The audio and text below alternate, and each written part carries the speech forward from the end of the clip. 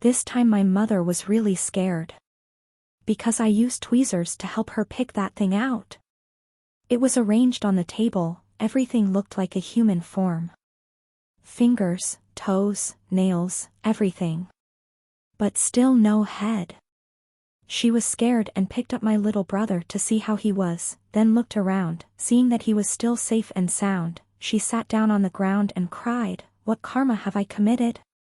That evil demon doesn't want to spare me, will it be satisfied if I kill him? I am his biological mother, but he is like a ghost that won't leave me alone."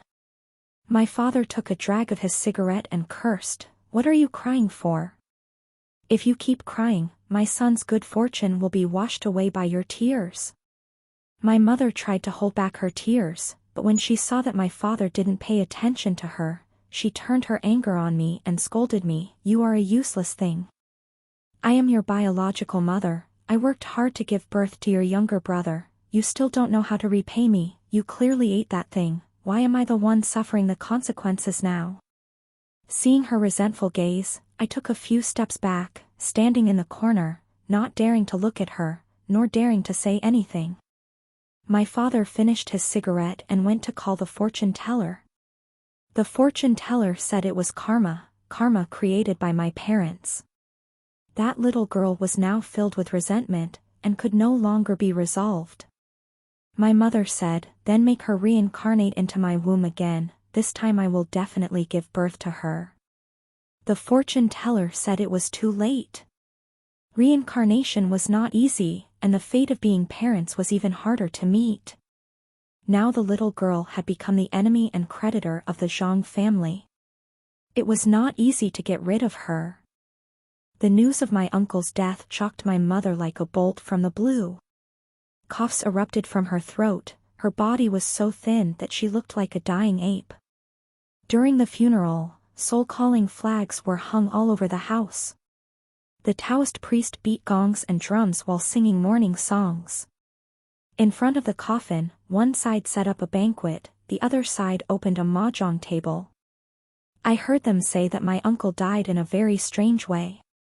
He was clearly healthy the day before, but the next day he suddenly passed away. It was as if his life force had been sucked out, turning into a dried corpse. His body was covered with strange bite marks. Just like the pigs that died that day in my family. My father's hands trembled, he flicked the lighter 3 or 4 times but couldn't light the cigarette. He just stared at the huge, gloomy coffin in front of him, not knowing what he was thinking. My mother held my younger brother, coughing occasionally, her throat was itchy and uncomfortable, so she used her sharp nails to scratch the skin on her neck. After a while, the smell of food wafted out from the kitchen. My mother picked out the pieces of meat from her nails, calmly smeared them on her clothes, and said, "I'll go find something to eat." My father angrily reached out to take my younger brother from my mother's arms, and scolded him in a low voice, "Eat, eat, eat, all you do is eat." From the beginning until now, my younger brother had kept his eyes closed. Except for when he was drinking milk, he seemed to never wake up. His face was full of fat, and his arms and stomach were also full of bulges. My father held my younger brother for a while, then handed him to me. Because my younger brother was so fat, when I took him from my father's arms, I almost fell. "If you make Tian-Tu fall, I'll see what I'll do to you." My father raised his fist in front of me and threatened me. I held my younger brother and sat in a corner.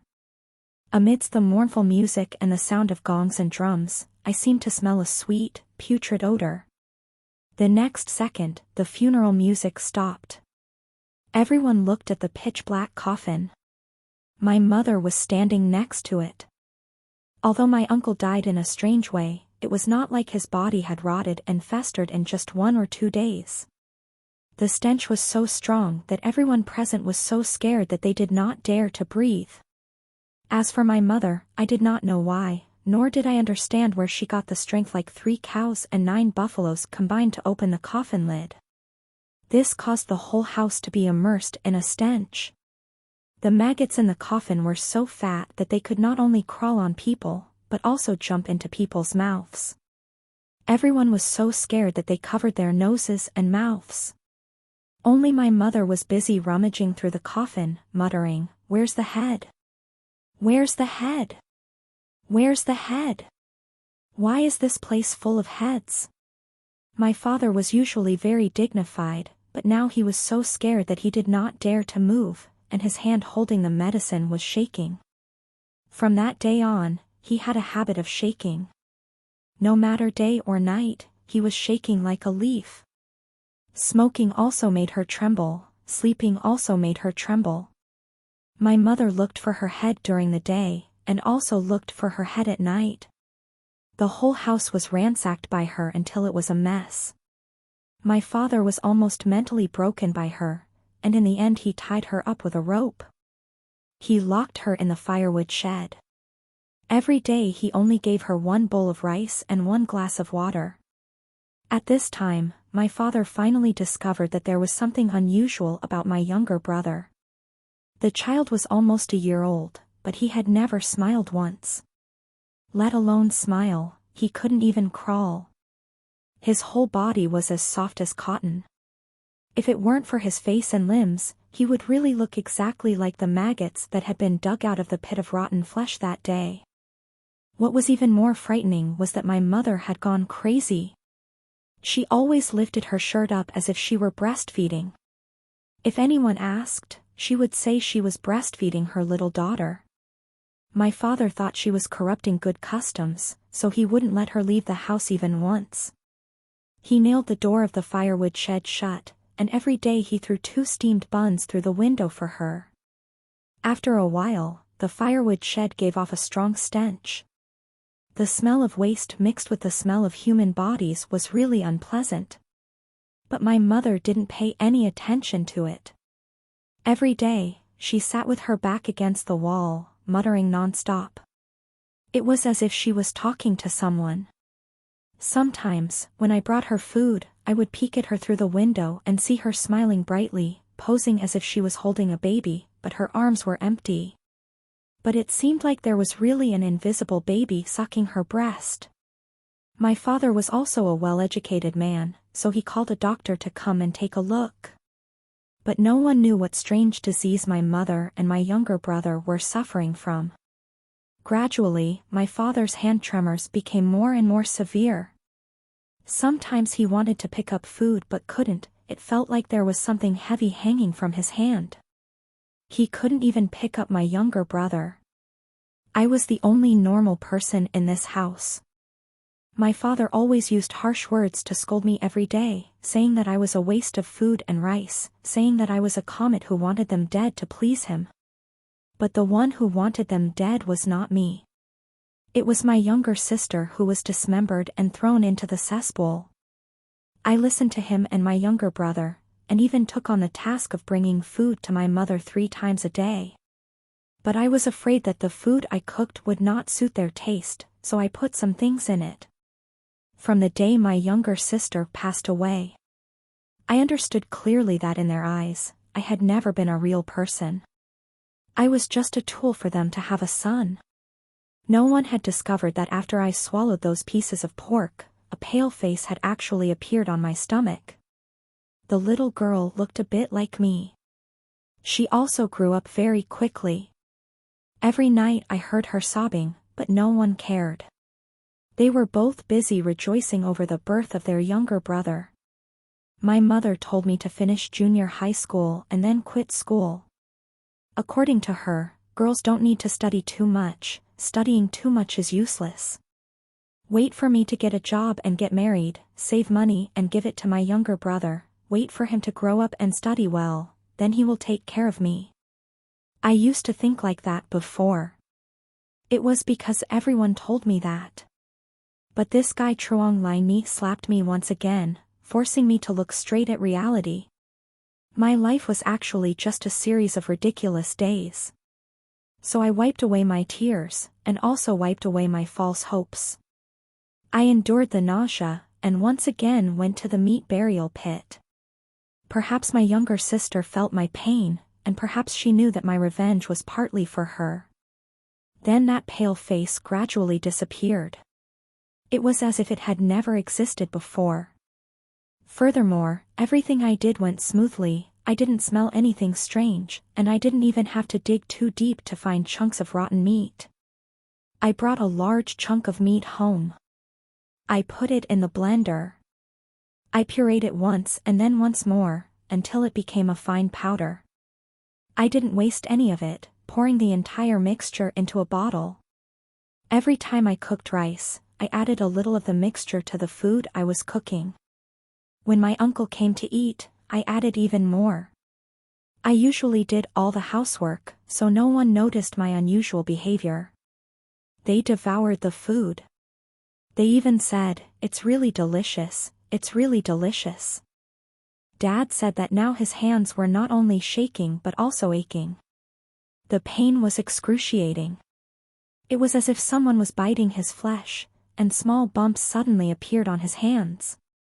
He couldn't even light a cigarette to smoke. A few days later, he said his face was aching again, so much so that he couldn't even open his mouth. He said, "Zhang Lai, come and help me take a look, see what's wrong here, is it a boil?" I looked left and right at his face, and finally said in a low voice, "Dad, this isn't a boil." There was something on his right cheek that looked like a lump. If you looked closely, you could see many faint veins on it. It rose and fell with his breathing. Just like my mother's belly when she was pregnant. But not only on his face, but also on his hands, feet, and back. He gave me 10 yuan and told me to go to the village clinic to buy some medicine to apply. When he got it, he applied a thick layer on the meat bun. But it didn't seem to alleviate the pain at all. Because besides the pain, there was also an uncomfortable itch. The sentence that Dad said the most every day was, "Zhang Lai, this place is really itchy, come here and scratch it for me." "Zhang Lai, it hurts so much, hurry up and apply some medicine for me." His tall figure was tortured by the itching and pain to the point that he became emaciated and very thin. He scratched so much that his skin was scratched and bleeding profusely. Dad gradually took these things for granted. Even if the blood dripped into his bowl, he would calmly eat and drink as usual. He said, "Zhang Lai, you are a good girl, from now on my life will depend on you." Then he took out a crumpled 10 yuan bill from his pocket and said, Go buy some ointment for me." He spoke to me in a humble and ingratiating manner, but his face was filled with anger. A few days later, he asked me to buy him a bottle of white wine and some cotton swabs. He said he thought there seemed to be something in those lumps of flesh. Something was moving. If I just took that thing out, Dad would be fine again. He asked me to hold the mirror for him. First, he pressed the lumps of flesh, then rubbed alcohol on them, saying, "As long as you can get it out, everything will be fine." He imitated the way his neighbor squeezed the pimple, squinting at the mirror and squeezing it out. But he squeezed until tears streamed down his face and saw nothing. Only a little cloudy liquid came out. It was a bit slimy, and there was hair in it, like amniotic fluid. He gritted his teeth and wanted to cut it off, but his hands were shaking so much that he couldn't even hold the knife. I smiled and told him that the fortune teller said he wouldn't have a son. Because if he had a son, this family would be broken up like it was now. That's why my uncle died. My mother went crazy, and he turned into a person who was neither human nor ghost.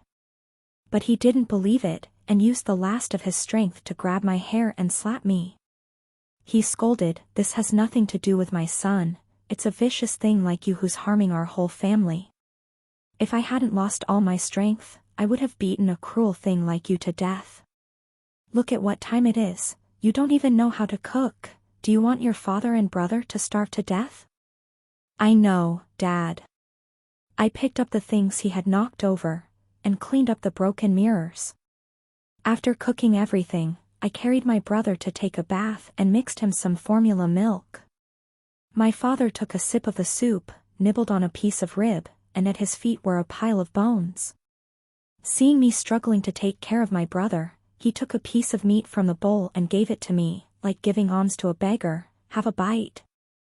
Looking at his mouth full of grease, I shook my head and said, "No, I'm not hungry, eat more, if you like, eat a little more."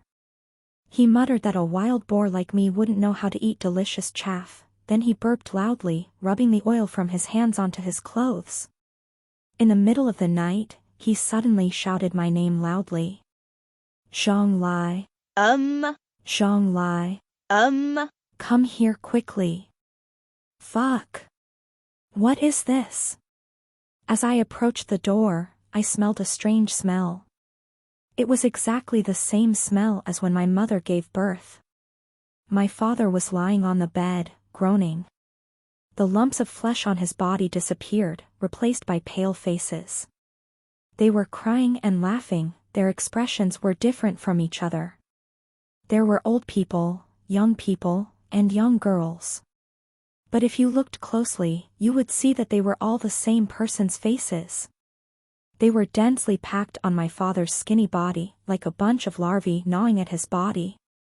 Their mouths opening and closing, along with their pitch-black eyes, were exactly like the maggots I saw on the pork that day. Dad finally saw clearly what he was wearing. This was the second time I saw fear on his face.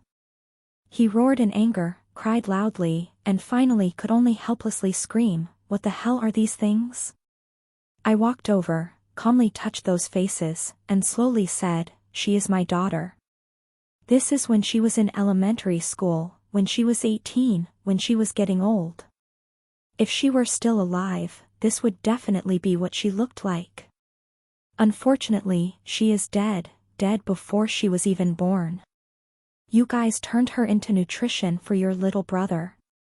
So now, Dad should also fulfill his responsibility and raise her well." From afar, my father looked like he had two heads. One head looked gaunt and haggard, the other was elegant and beautiful. The swelling on his right cheek now had ears, eyes, nose and mouth protruding, now attached to his flesh. Not only that, the boils on his body could actually speak. They were always chirping, calling for Dad and Mom. The mucus that flowed out from them stuck to my father's body. Wherever he went, he left a trace of mucus there. He no longer had the strength to scold or hit me, the weight on his body made it difficult for him to walk, his neck tilted to one side. Only now did he remember that he had a wife and son. He asked, "Where's your brother? Where's your mother?" I pointed to the pigsty outside and replied, "Over there." He looked at my calm appearance, as if he realized something, tilted his head and stared. He wanted to speak but could not. The boils on his face were smiling, and some were crying. He shouted, his voice shrill with unconcealable hatred. "Where is your brother? Where is your mother? They are all in the pigsty." Yes, they were all outside the pigsty. Ever since those things appeared on my father, my mother became even crazier. She ran out of the woodshed naked. When she saw me, she immediately started cursing loudly, "Why aren't you laughing?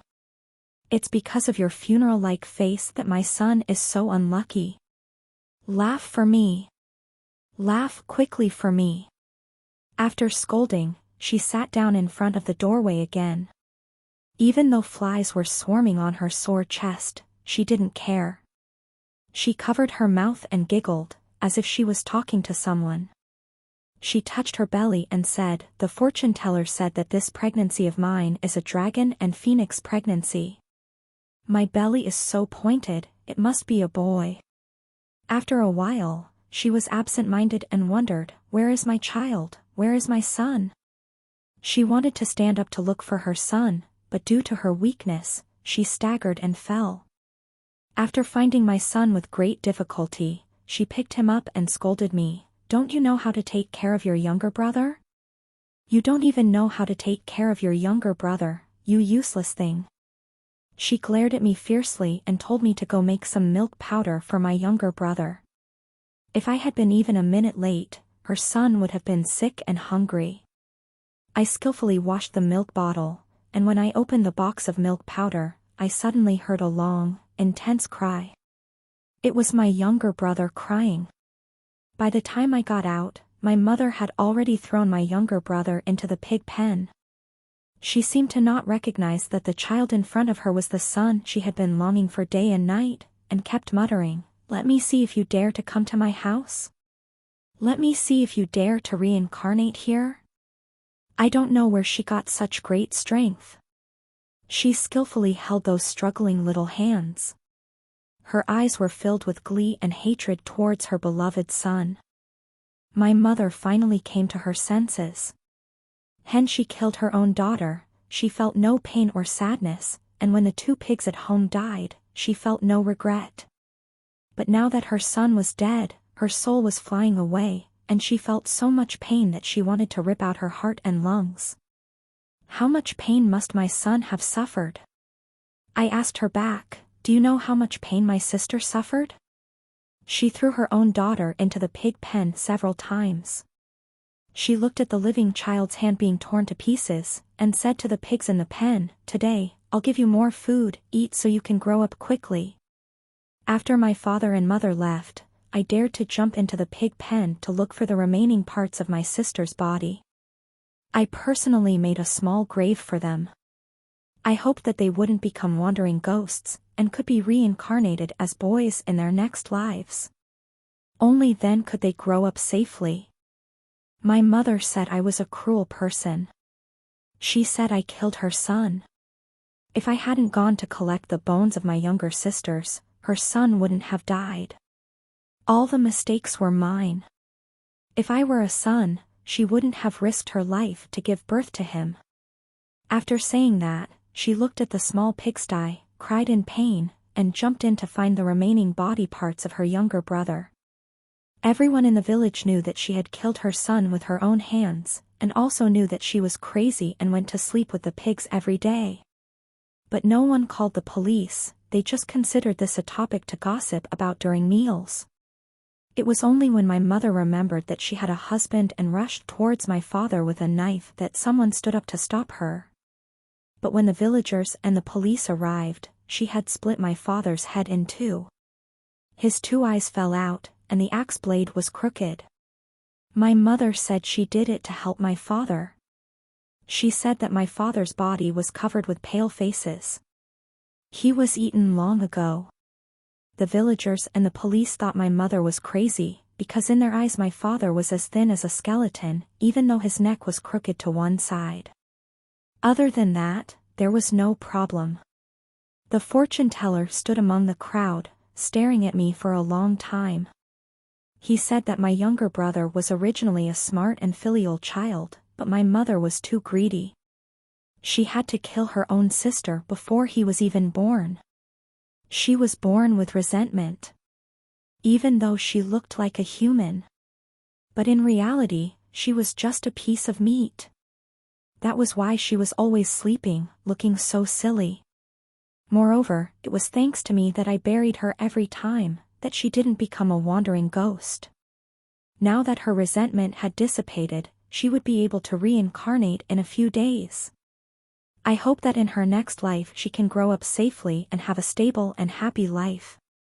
My father died. My mother was sent to a mental hospital.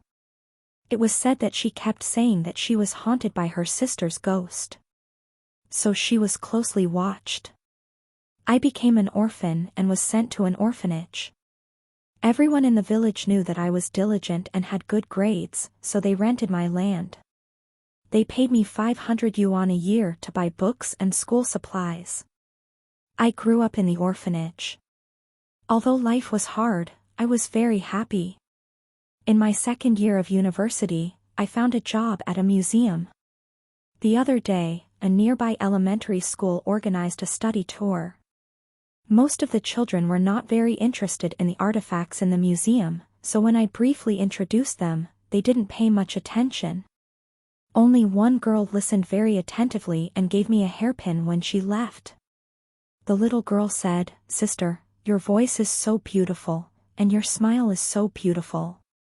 I hope you smile like that every day." Looking at the little girl running happily towards her parents, I nodded my head in agreement. From now on, I will live happily every day, smiling from the bottom of my heart.